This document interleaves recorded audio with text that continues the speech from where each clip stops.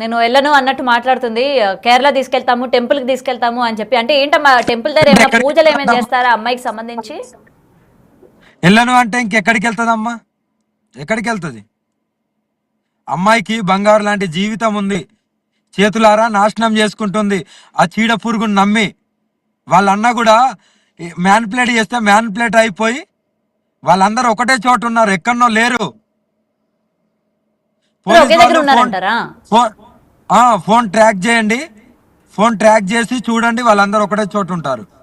మరి ఎందుకు ఇంత డ్రామా ప్లే చేయాల్సిన అవసరం ఏముంది? మీ నుంచి తీసుకొచ్చేసారు, అయిపోయింది.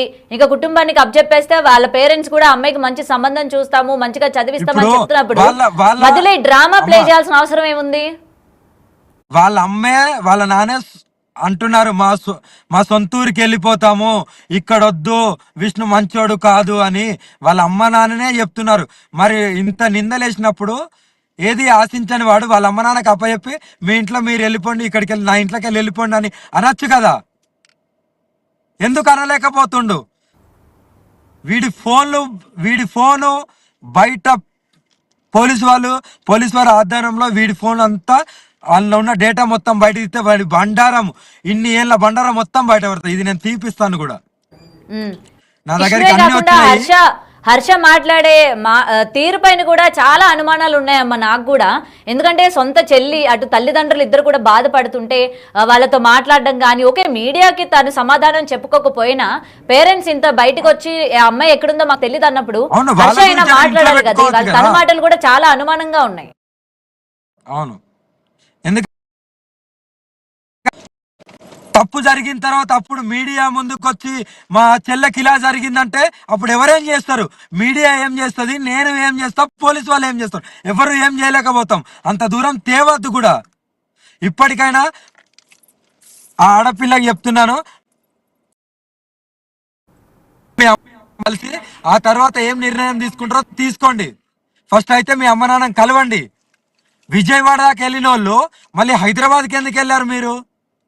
అదే కదా ఇప్పుడు ఒక క్వశ్చన్ ఏంటంటే, విజయవాడ తీసుకెళ్తున్నాము, విజయవాడ దగ్గరలో ఉన్నామని చెప్పి ఇప్పుడు మళ్ళీ వీళ్ళు వచ్చి హైదరాబాద్ లో ఉన్నానని చెప్తున్నారు. నిన్న మళ్ళీ ఒక మీడియా ఛానల్ తో మాట్లాడామని చెప్తున్నారు. అంటే ఏంటి ఇదంతా కూడా? ఏ విధంగా తీసుకోవాలి? వీళ్ళు ఏం ఎక్స్పెక్ట్ చేస్తున్నారు? హర్ష ఆడిస్తున్న నాటకమా లేకపోతే విష్ణు ఆడిస్తున్న నాటకమా? ఇది ఏంటి అసలు అర్థం కావట్లేదు. విష్ణు ఆడిస్తున్న నాటకం. విష్ణుతో పాటు హర్షని మ్యానిపులేట్ చేసి ఆయనతో ఆడిస్తుండే. ఎందుకంటే డైరెక్ట్ ఈయన మాట్లాడితే, ఎందుకంటే సొంత ఫ్యామిలీ కాదు, సొంత అన్న కాదు, రిలేషన్ కాదు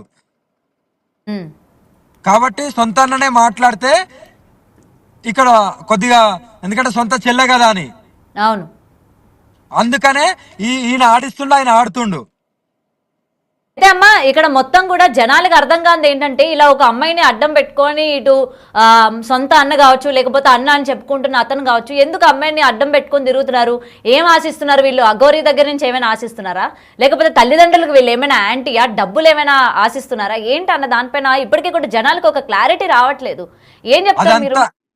అదంతా పోలీసు వాళ్ళు ఆ విష్ణుని గుప్పెట్లో తీసుకొని, నేనైతే నా మీద వచ్చిన ఎలిగేషన్స్ కు, నా మీద చేసిన దానికి అయినా ఆధారాలతో పెట్టాలి. ఉట్టి నోటితోని అక్కడికి ఏదో చేసింది, ఇక్కడికి వెళ్ళి ఇది నన్ను గిచ్చింది, నన్ను గిల్లింది, ఇవన్నీ ఆధారాలు కావాలి, పెట్టాలి. నేను అది ఏందో టెస్ట్ అంటారు కదా, లైంగిక టెస్ట్ కూడా నేను సిద్ధం. డిఎన్ఏ టెస్ట్ దేనికి? అంటే మీరు అమ్మాయిని ఏమైనా చేశారా అన్న దానికా ప్రూఫ్సా? అంతే కదా, వీళ్ళు అన్నారు కదా, నిందలు వేసారు కదా. నేను చెప్తున్నా కదా అమ్మా, నేను లైంగిక టెస్ట్ కూడా సిద్ధంగా ఉన్నాను. నేను వచ్చిన తర్వాత చూపిస్తాను. కానీ విష్ణుని అదుపులో తీసుకోండి, విష్ణు ఫోన్ తీసుకోండి, అన్ని ఆధారాలు బయటపడతాయి. కేవలం విష్ణు హర్షాన్ని కూడా అదుపులోకి తీసుకోమంటారా? హర్షాన్ని కూడా వీళ్ళ ఫోన్లు ట్రాకింగ్ చేసి వీళ్ళ ఎవిడెన్స్ కలెక్ట్ చేయాలి పోలీసులు. కానీ అమ్మ ఇక్కడ ఇప్పటి వరకు జనాలు అయితే మొత్తం ఈ లైవ్ ఎక్స్క్లూజివ్ గా చూస్తున్నారు. అమ్మాయికి ఏం చేయబోతున్నారు, అటు విష్ణు గాని హర్ష గాని ఇద్దరిని కూడా నమ్మడానికి లేదు అన్నట్టు వీళ్ళ మాటల్లో క్లియర్ గా కనిపిస్తుంది. మరి మీరు మొత్తం కూడా విన్నారు కదా, ఆ అమ్మాయిని భద్రంగా అసలు ఎక్కడుంది ఏంటి అని చెప్పి ట్రాప్ చేయడం కానీ, భద్రంగా తన కుటుంబానికి అప్పచెప్పడం కానీ మీ వంతు ప్రయత్నం మీరు ఏమైనా చేయాలనుకుంటున్నారా ఇప్పుడు వీళ్ళ వర్షన్ వినిన తర్వాత? 100% అమ్మా. ఇప్పుడు నేను కూడా నేను నా భక్తులకు చెప్తాను, వాళ్ళు ఎక్కడైనా కనబడతారా చూడండి అని. నేను పోలీస్ వాళ్ళకు కూడా నేను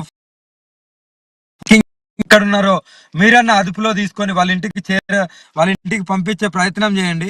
ఎందుకంటే ఆడపిల్లని కాపాడుకున్న వాళ్ళం అవుతామని నేను కూడా పోలీస్ వాళ్ళకి కాల్ చేస్తాను. ఫోన్ కూడా నేను పోలీస్ వాళ్ళకి చెప్పి ట్రాపింగ్ చేపిస్తాను. కంపల్సరీ నా వంతుగా వాళ్ళ కుటుంబానికి ఏ కష్టం వచ్చినా నేనైతే ఆదుకుంటాను తల్లి. ఎందుకంటే ఆ ఆడబిడ్డ చెప్పిన ఆ మాటలు ఎప్పుడు ఇగో నా కళ్ళల్లో నీళ్లు తిరుగుతూనే ఉంటాయి. అంత అనుభవించింది వాడి నుండి. వాడంత అదే నేను అంత కొట్టడం స్టార్టింగ్ నుంచి మీతో అసభ్యకరంగా. మాట్లాడాను అమ్మా, కాబట్టి ఎక్కడ కూడా మీరు అధైర్య పడడం కానీ లేకపోతే ఎమోషనల్ అవ్వడం కానీ ఇన్ని నెలల నుంచి నేనైతే చూడలేదు. మీరు అమ్మాయి నుంచి దూరం అయ్యేసరికి మీరు ఒక్కసారిగా కంటతడి పెట్టుకున్నారు. అంటే మీరు ఎమోషనల్ గా అంత కనెక్ట్ అయ్యారా అమ్మా మీరు వర్షినికి? అమ్మా, నేను ఇన్ని ఏళ్లలో నా పక్కన సీట్లో ఎవరు కూర్చోలేదు తల్లి. ఫస్ట్ టైం ఒక ఆడపిల్ల నన్ను నమ్మి జర్నీ చేసింది. ఉమ్, ఓకేనా? నన్ను నమ్మి జర్నీ చేసింది. ఆమె కష్టాలు చెప్పుకుంది, నేను భరించలేకపోతున్నా ఈ టార్చర్ అని చెప్పుకుంది. కాబట్టే సరే రామ్మ, నువ్వు ఎన్ని సంవత్సరాలు ఉంటావో ఎన్ని నెలలు ఉంటావో నీ ఇష్టం, ఆనందంగా ఉండు, చదువుకుంటూనే ఆనందంగా నువ్వు చదువుకో అని బుక్స్ కూడా ఉన్నాయి కారులో. మీరు అమ్మాయిని తీసుకువెళ్ళి చదివిద్దాం అనుకున్నారా? తను ఏం చదువుకోవాలనుకుంటుందో అవన్నీ చదివిద్దాం అనుకున్నారా? 100% చదివియకపోతే నేనెందుకు ఫీజు కడతాను తల్లి? చదువు అదే, అదే. ముఖ్యం కదా. ఉమ్, ఇప్పుడు ₹1,00,000 ఫీజు ఎందుకు కడతాను చదివియకపోతే? ఇప్పుడు నేను ఒక మాట, మీరు అడిగిండు కరెక్ట్ అడిగినావు తల్లి, కరెక్ట్ అడిగినావు. ఒక్క 2 నిమిషాలు వినండి. నేను రాజకీయ నాయకులు ఒక పదవి గురించి ఆశిస్తారు, ఒక వ్యాపారవేత్త డబ్బు గురించి ఆశిస్తారు. ఉమ్, మరి నేను ప్రజలకు కానీ నన్ను దురుద్దేశంగా నా మీద ట్రోలింగ్ చేసిన వాళ్ళకో లేకుంటే నన్ను విమర్శించే వాళ్ళకు నేను ఇది ప్రశ్నే. నేను మరి నేను ఇంత సాధన చేసి నా శరీరం నా అంగ సైతం త్యాగం చేసిందని, నేను లోక కళ్యాణం గురించి ధర్మ రక్షణం గురించి వచ్చిందని నేను ఏం ఆశించి వచ్చిందని మీరు దీనికి సమాధానం చెప్పండి. ఏం ఆశిస్తున్నా? డబ్బు ఆశిస్తున్నానా? లేకుంటే మీరు అన్నారుగా స్త్రీల పట్ల వీళ్ళ వ్యవహరిస్తుందని, స్త్రీలని ఆశిస్తున్నారా? స్త్రీలని ఆశించడానికి నా దగ్గర మొగతత్వం అనేదే లేదు. ఎలా ఆశిస్తాను? అమ్మవారి రూపం కనబడుతుంది, ఎలా ఆశిస్తాను? ఉమ్. కామమే లేదు, ఎలా ఆశిస్తాను? డబ్బు అంటవా, డబ్బు గురించే ఆశించట్లేదు. లేదంటే ఏదైనా పదవి అంటవా, పదవే ఆశించట్లేదు. వ్యాపారం అంటవా, ఏమీ చేయట్లేదు. ఈ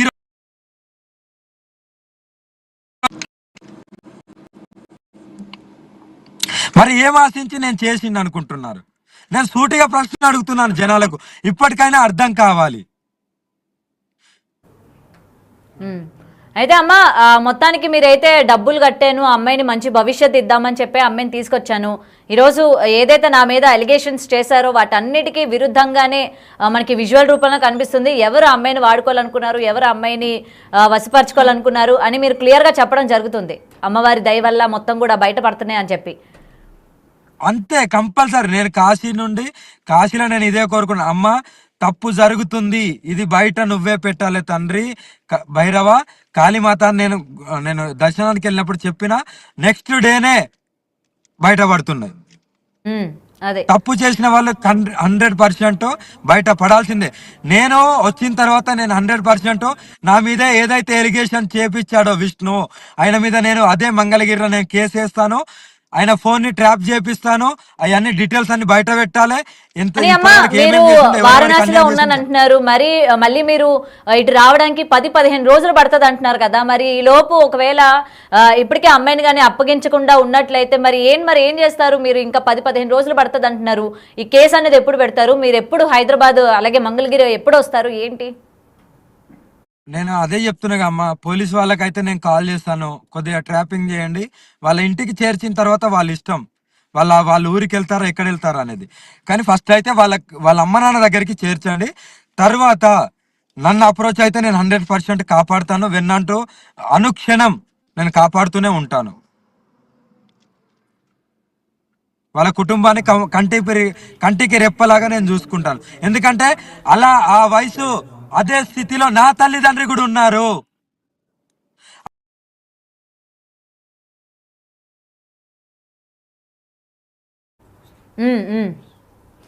అయితే అఘోరి అమ్మ ఒకసారి ఫోన్ ఒకసారి చూసుకోండి అమ్మ, కొంచెం డిస్కనెక్ట్ అయినట్టుంది. రైట్. అయితే అఘోరి తన ఆవేదన వ్యక్తపరుస్తూ ఉన్నారు లైవ్ లోని. ప్రెసెంట్ వర్షినికి ఏమైంది ఏంటి, తను ఇక్కడ మనకి